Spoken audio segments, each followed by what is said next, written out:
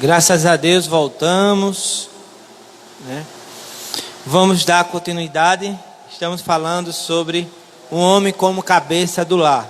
Então, ser cabeça não é ser um ditador, um tirano, né? Todo governo opressor é reprovado em qualquer lugar. Então, quanto mais você for um ditador, um tirano, mais reprovado você vai ser, tanto pela sua família como por aqueles que lhe assistem. E, independente disso, pelo próprio Deus. Por quê? Um ditador, um tirano, ele escraviza, ele oprime, né? Ele é um governo injusto, um governo cruel, um governo opressor. Ele abusa de sua autoridade. Então, quando você começa a ter essas características aí, saiba que você não está sendo cabeça da sua família, do seu lar, da sua esposa. Você está sendo um tirano, um ditador reprovado por Deus. Ser cabeça não é agir com falta de respeito, né? Muitas das vezes o homem, ele não respeita o seu cônjuge, né? Ele começa a usar com palavras torpes com o seu cônjuge, né? Seu cônjuge. Não se pode confundir grito ou expressão facial carrancudo com uma autoridade. Então, o respeito é muito importante nessa relação. Então, se você for olhar para Jesus, né, quando Jesus ele vai tratar a sua igreja, você vê que na Bíblia, só em um momento, Jesus ele age com mais energia, porque as pessoas estavam confundindo a casa de adoração com casa de comércio. E isso não há negociação para com Deus. Então, ele agiu de forma enfática, irracional e assertiva. Mas em todo momento você percebe Jesus ensinando palavras com autoridade. Palavras fortes, mas com graça, com óleo, com assertividade, sem estar objetivando destruir o outro, mas objetivando construir, trazer paz, tranquilidade, alegria, segurança para o outro, né? Então, ser cabeça não é tomar decisão sozinho. Olha só, porque eu sou cabeça, eu vou agir na minha casa, agir nos meus negócios, sem pedir a opinião da minha esposa. Então, minha esposa não é capacho, é aquela pessoa que Deus constituiu para estar ao meu lado, de forma idônea, de forma adequada, que ela não é maior do que eu, nem eu sou maior do que ela, né? Mas nós somos iguais. Existe só a questão da função que foi determinado por Deus. Então, ser cabeça não é tomar decisões sozinho, mas compartilhar com a esposa, né, nas suas decisões. Ouvir a opinião dela, ouvir o que ela tem a dizer, as sugestões, né? Então, a mulher, quando ela é ouvida, assistida, ela vai se sentir melhor com isso. Ela vai saber que ela existe naquela relação. Nós observamos muitas críticas, muitos questionamentos. Por quê? Porque chega para ele e diz: não, meu esposo ele não compartilha nada comigo. E nós começamos a observar que isso não é ser cabeça. Ser cabeça, né, não é autoritarismo, abuso do poder. Quando o homem abusa da sua autoridade no lar, sua presença passa a ser indigesta e nada agradável para a família. Olha só, como é que você é visto pela sua própria família? A sua família almeja que você chegue em casa? A sua família, ela se alegra quando você está para chegar na sua casa? Ou ela prefere que você esteja trabalhando, ou ela prefere que você esteja fora de casa? Se isso existir, preste atenção. Possa ser que você esteja sendo um ditador, um autoritário, um tirano dentro do seu lar. Ser cabeça é ser mordomo do lar. É você aprender a servir. Então, a primeira responsabilidade que Deus dá a mim e a você é essa, de mordomia. Nós vamos agora ser mordomos, aquele que cuida, aquele que serve, e não um tirano, um ditador, um autoritário. Ser cabeça, você está olhando com a ideia de privilégio. Não, é a ideia de responsabilidade, de deveres a ser cumprido. Porque através de mim, a minha família vai ser santificada, a minha família vai ser honrada, vai ter as características de Cristo. O homem como cabeça da mulher significa que a esposa é guardada, preservada, velada, defendida e sustentada pelo esposo. Avalie se a sua esposa, ela se sente protegida, guardada, preservada, amada. Avalie. Muitas das vezes o homem tem medo de perguntar à sua esposa como ele é visto por ela, como ela se sente quando ele está perto, se ela se sente amada com a sua presença, com as suas ações, com as suas palavras. Né? Falar sobre isso é difícil, não é fácil. Se autoavaliar, né? Lá em capítulo 11 de 1 Coríntios, diz assim: o homem examine-se a si mesmo. Avalie se você está sendo cabeça da sua família, da sua esposa. Avalie se você está glorificando o nome do Senhor. Se você tinha uma ideia de cabeça da família, do lado da esposa diferente, é melhor você começar a assistir esse vídeo de novo, para você entender que ser cabeça da mulher não é ser autoritário, não é ser ditador, mas ser mordomo. É fazer com que sua mulher se sinta guardada, preservada, protegida, defendida, sustentada, amada. Porque essa é a relação de Cristo com a igreja. Quem é o mordomo da igreja? Cristo. Quem é o mordomo da mulher, da esposa, da família? O homem, o marido, o esposo, o cônjuge. Possa ser que alguém estivesse muito feliz terça-feira, né? Olha aí, mulher, preste atenção como tu tem que ser, né? Agora a gente vai tirar o argueiro que está no nosso olho, porque a trava é grande, né? Então agora a gente vai ver a nossa responsabilidade. Não sou eu, Erasmo, que estou inventando. É a própria palavra, né, que está escrito. Então, quando Cristo mostrou sua posição de cabeça, quando foi que ele mostrou? Né? Versículo 25. Como também Cristo amou a sua igreja e a si mesmo se entregou por ela. Posição de cabeça é essa. É quando você faz o máximo para viver sua esposa feliz. É um investimento sem limites para você proporcionar felicidade, alegria, prazer, segurança, atenção ao seu cônjuge, a sua esposa. Né? Então, quando a gente olha para esse quadro, como é que a gente vai, né, nos avaliar? É da cabeça do lar que deve vir o padrão de iniciativa maior nos assuntos de espiritualidade e moral do lar. Como eu falei, minha esposa e minha família, ela vai se espelhar em quem? No cabeça, no líder, no homem. E como é que está a tua liderança? Como é que está o teu exemplo aí, né? Então, o próprio, né, apóstolo Pedro, capítulo 1 Pedro, capítulo 3, versículo 7, ele diz aí: vós, marido, coabitai com ela, né, com a esposa, com entendimento. Então ele fala o quê?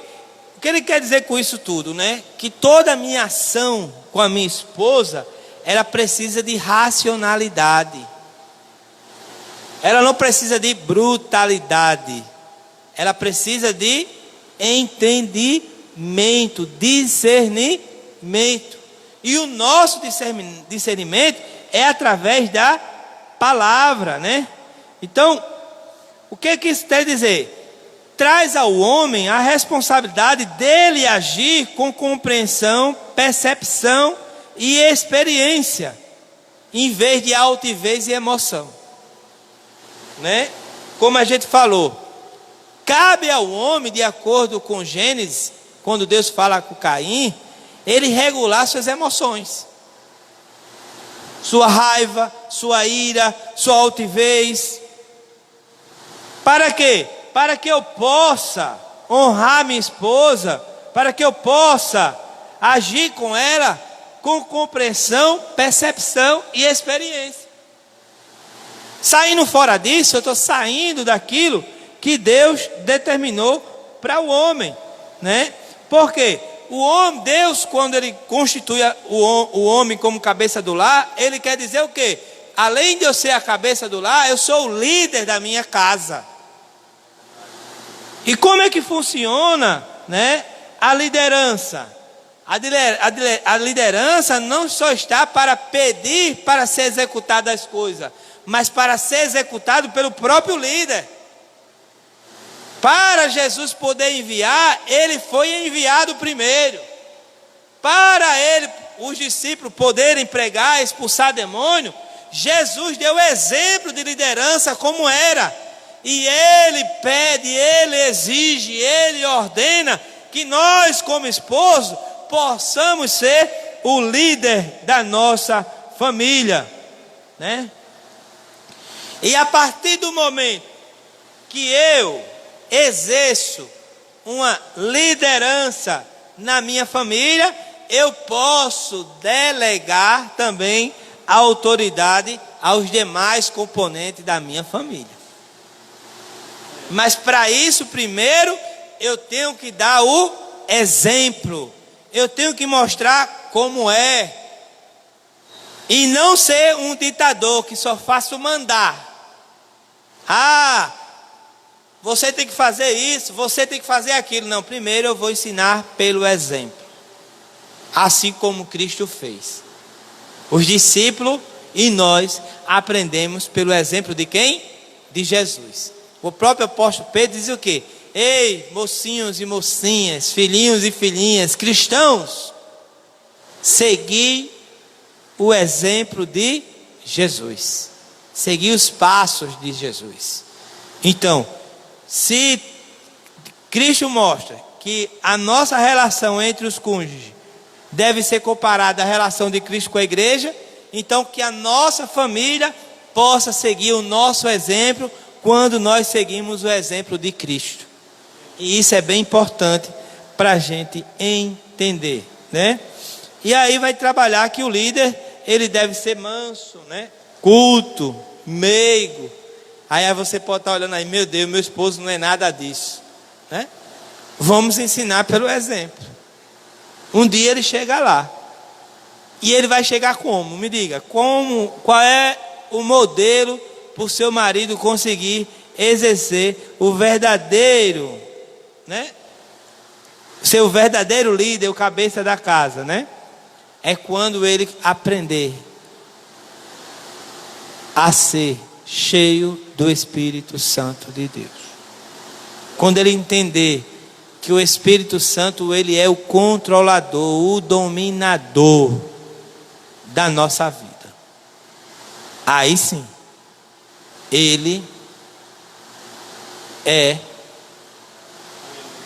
vai conseguir executar todo o propósito que Deus destinou para a família. Sem Jesus, na vida, não vai conseguir. Porque Jesus diz assim, a palavra de Deus diz, medita nessa palavra dia e noite. Examinai essa escritura, porque cuidais ter nela a vida eterna. Que o homem e a mulher aprendam a manusear bem a palavra. Porque se nós não lermos a palavra diariamente, nós nunca vamos conseguir compreender qual é o verdadeiro sentido da palavra para a nossa vida, né? Quantos casais hoje não existem? Milhares e milhares de casais. muitos cristãos que o marido e a mulher é crente. Mas quantos exercem a responsabilidade de homem e a responsabilidade de mulher? Você começa a observar que nós erramos muito. E a própria palavra de Deus diz: errais porque não conheceis as Escrituras. Então, quanto menos eu ler a palavra, mais longe eu vou ficar do exemplo de Cristo. Então, quanto mais eu ler a palavra, quanto mais eu meditar na palavra, quanto mais eu esquadrinhar a palavra, mais perto eu vou estar de ser o cabeça da família. Então, a conexão é essa. E nós convidamos você, né, para seguir esse exemplo. Você vai observar lá em Filipenses 2:8, diz assim, que Cristo foi obediente em tudo. Tudo que aquilo Deus designou para ele, ele cumpriu, foi obediente. E agora cabe a mim executar aquilo que Deus quer que eu execute. Se está escrito na palavra, é porque há possibilidade do irmão Erasmo executar. Senão, ele não ordenava, não é assim? Senão, ele não ordenava. Você disse: vós maridos, é o cabeça da mulher, vós maridos, amai vossas esposas como Cristo amou a igreja, é porque nós temos condições de fazer isso, de executar isso.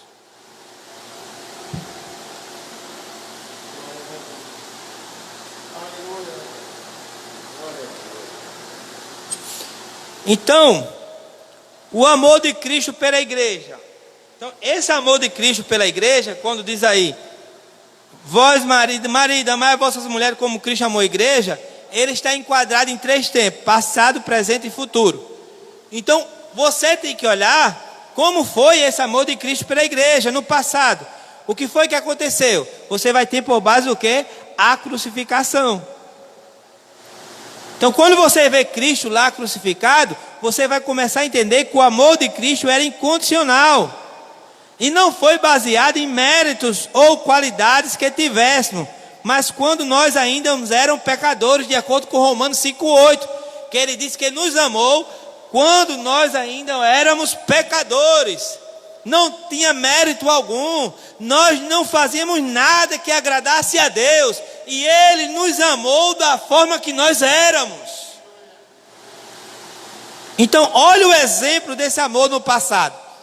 Um amor incondicional, não é isso? Um amor incondicional. Então, é igual ao homem que entre várias jovens escolheu uma e disse: vamos lá, Cristo morreu por mim, ele me escolheu me amar.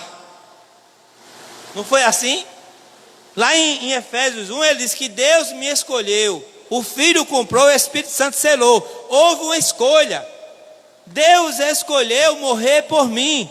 E no casamento é o quê? Dentre de várias mulheres jovens na igreja, o homem escolheu amar, escolheu uma jovem. Para quê? Para ser sua esposa, né? E disse assim: essa é minha esposa, assumindo a responsabilidade de amar como Cristo amou. Olha só que coisa linda, né? Não foi simplesmente assim, eu escolhi você, né? A gente conversou, se interessou e houve essa escolha. Quando escolhemos e casamos, nós lembramos o que Cristo fez. Ele me escolheu sem mérito algum, de forma incondicional, e disse que ia me amar até o fim, e está me amando até o fim. Então, quando o homem ele se casa com a mulher, ele está dizendo: esta é minha esposa. E o que ele faz? Ele assume a responsabilidade de amar ela como Cristo amou a igreja. Então, olhe a responsabilidade que você teve quando casou com a sua esposa. Não é simples, não é fácil, mas você casou com ela objetivando, né? Você,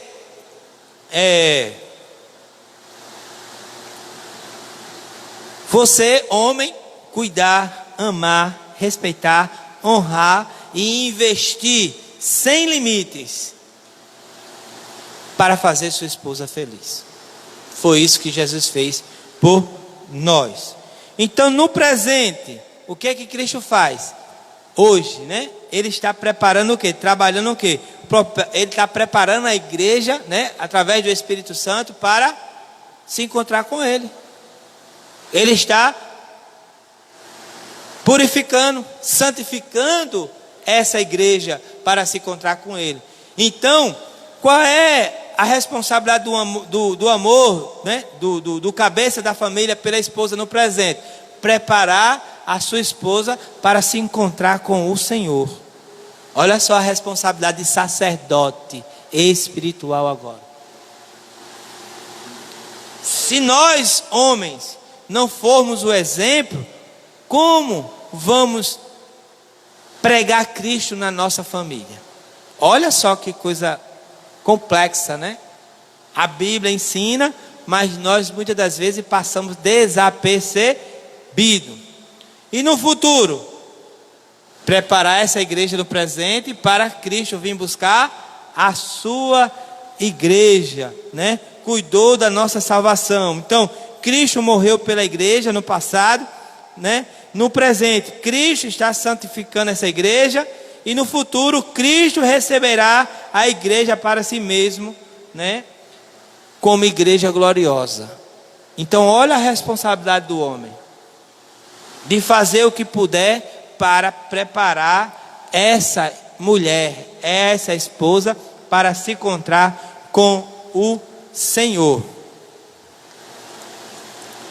Então vamos lá, continuando, né? Continuando, para a gente já encerrar. Então, o amor do marido pela esposa.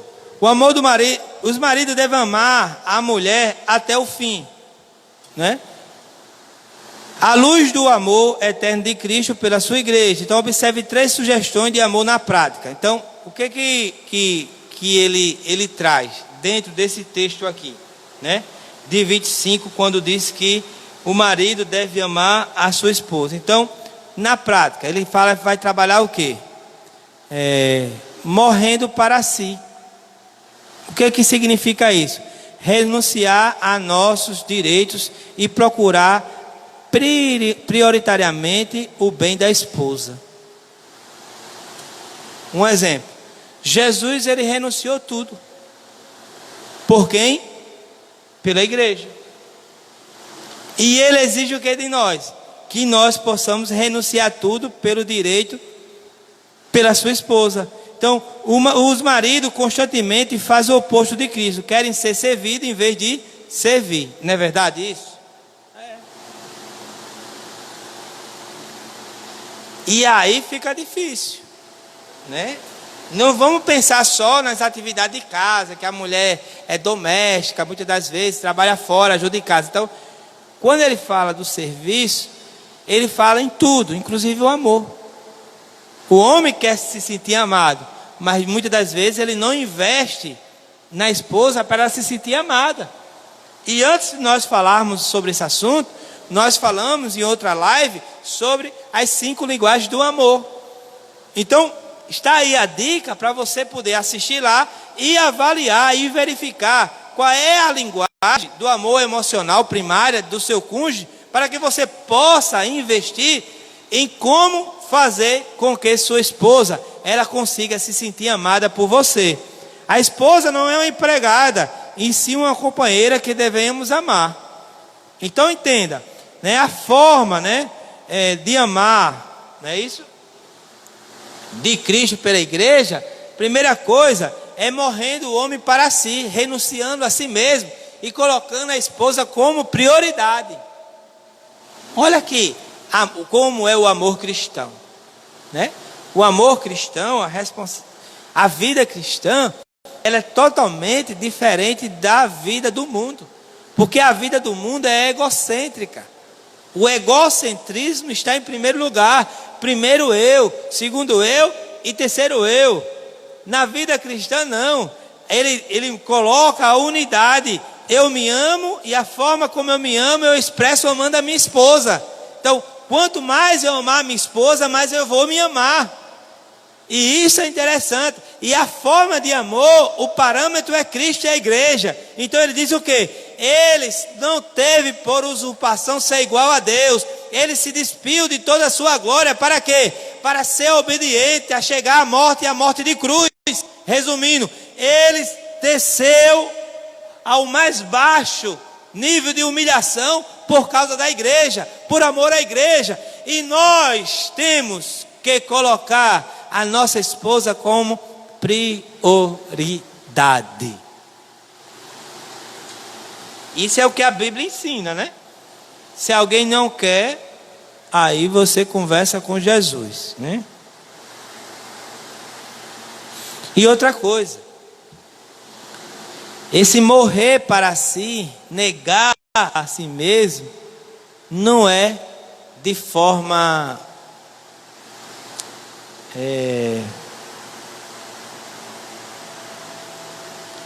de cobrança, não.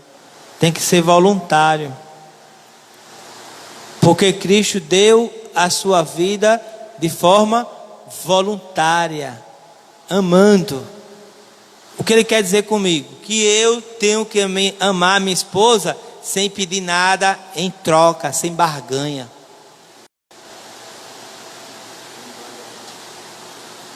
Olha a responsabilidade.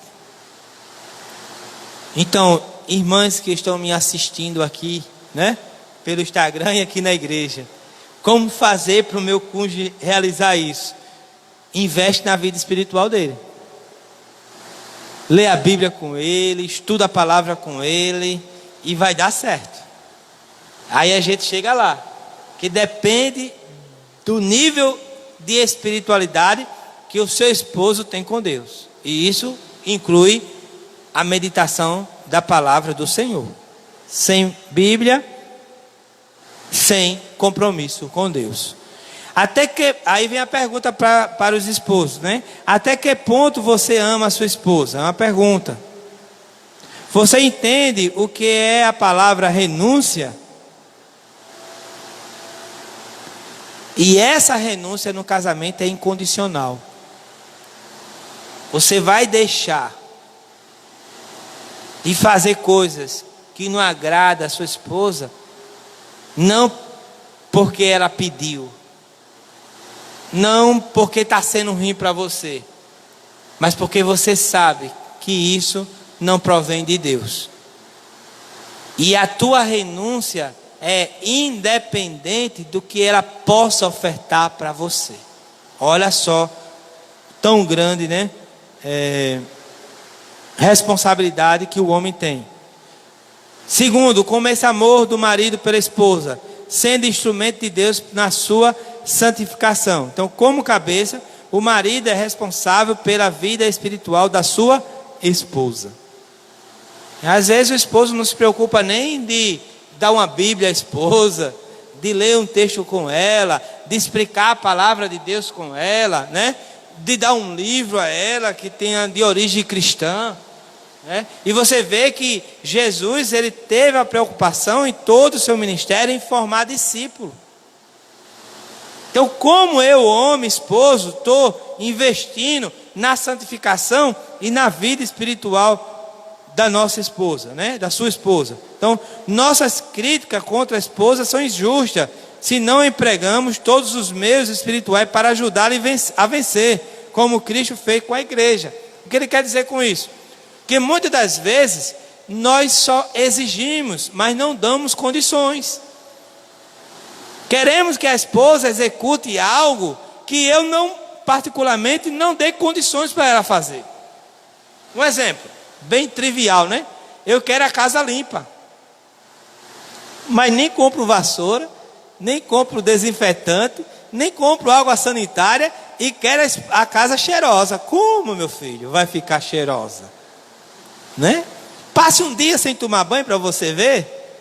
Para você tomar banho só com água vai ficar pior ainda. Você tem que passar um sabonete, tem que passar um shampoo, tem que ter um desodorante, né? Tem que ter, se gostar de creme, usa, óleo, alguma coisa, mas precisa. Então, às vezes eu quero que minha esposa seja cheirosa, mas eu não compro um produto para minha esposa ser cheirosa.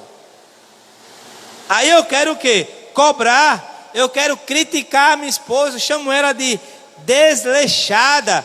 Mas o desleixada está sendo ela ou está sendo você que não investe na sua esposa? Então, temos que ter cuidado. Temos que investir na nossa esposa, tanto na vida espiritual como nas demais situações. O marido deve manifestar amor por sua esposa, alegrando-se nela, né? Você vai ver lá em Eclesiastes que ele manda nós alegrarmos com a nossa, né, namorada, com a nossa esposa. Então, como é que eu vou me alegrar com ela, né? Quantas esposas sofrem por falta de palavras de encorajamento, né, que a gente falou. Ele manda eu me alegrar com minha esposa, mas ele só vê a esposa dos outros. Olha, a esposa de fulano é inteligente, ela anda bem arrumada, é cheirosa, é educada, e a sua esposa não é nada disso.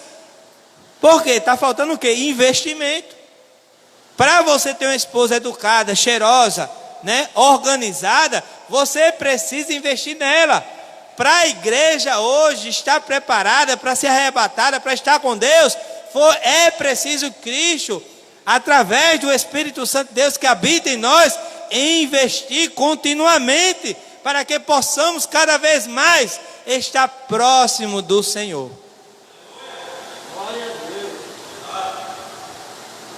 Aí vem a pergunta, né? Por que há um mandamento para os maridos, né? Por que há um mandamento em Efésios para os maridos? Porque no contexto da carta de Efésios existia o quê? Né? Muitos homens, né? Estava implícito lá que existia muitos homens que tinham uma autoridade autoritária. Não, eles não amavam, né? Não existia aquele amor recíproco, incondicional. Existia o quê? Muita humilhação. Existia o quê? Muitas palavras ríspidas, autoritárias para com as suas esposas, com palavras, né, tirânicas, ditatoriais, né? Palavras críticas, palavras que geravam desânimo, palavras que escravizavam. Então isso era terrível, né? Aí você vai ver lá em Colossenses 3,19, né, que diz aos maridos que não tratei a vossa esposa com amargura, né? Que significa ser cáustico, né? Que é enfadar, molestar a esposa, áspero, que é severo, rude, mordaz, que é destrutivo, severo, frio, cruel, entre outras coisas. Então, o que o apóstolo Paulo fala lá em Colossenses? Que o marido não seja grosso com a sua esposa, que ele seja educado, que ele aprenda a tratar, ser gentil para com seu cônjuge, né? Então, veja aí, nenhum marido pode exigir submissão da sua esposa se não amar conforme está escrito nas Escrituras. Então, amar a esposa até o fim é o que Cristo solicita do homem, do esposo. Então vamos lá. Você vê o apóstolo Paulo escrevendo lá aos Colossenses 3,19, né? Deixa eu ler o texto aqui, que diz assim: maridos, amai vossa esposa e não a trateis com amargura, né? Quantas esposas, né, estão sendo tratadas aí com amargura, com palavras hostis, que você deixa a sua esposa chorando, angustiada, que você impulsiona ela para um quadro, muitas das vezes, de desesperança, de querer desistir dela mesma. E a própria palavra manda você ser cordial com a sua esposa, você ser gentil, né? Que tem bom senso, prudente, sensato, atencioso, brando, educado. Então, não tratar com amargura é tudo isso, é você aprender a ser humano e tratar a sua esposa com humanidade. E uma humanidade vestida, revestida de cristianismo. O cristianismo de Deus, ele é diferente do cristianismo dos homens. O cristianismo dos homens é egoísta, ele só olha o seu umbigo. Mas o cristianismo de Deus, ele ama de forma incondicional. Então que possamos amar a nossa esposa, né? Com esse amor incondicional, né? Incondicional.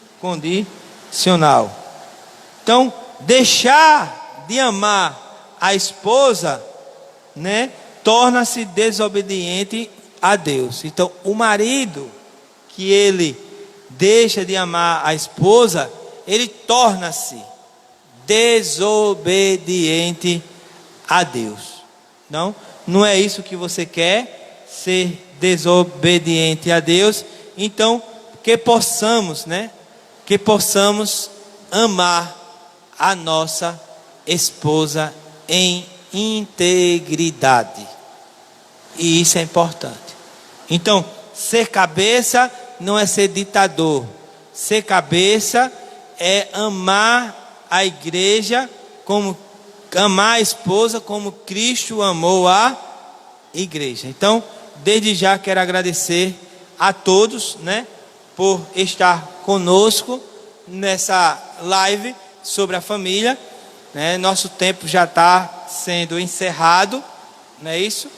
Né? O horário, já estamos às 9h10, não é isso? Então, domingo estaremos aqui também trazendo uma palavra sobre família, né? Domingo começa às 18 horas nosso culto e vai dar tudo certo em nome de Jesus. Agradeço a oportunidade, né? Domingo, culto da mocidade. Cláudio dá continuidade e termina o culto em nome de Jesus.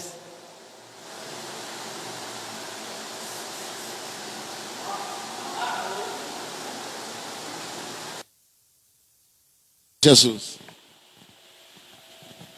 Acabamos de ouvir um bom estudo, né? Para a honra e glória do nome de Jesus. E domingo tem mais. É um culto com a participação da mocidade. Vai ser resumido, porém o assunto continua. Glória a Jesus.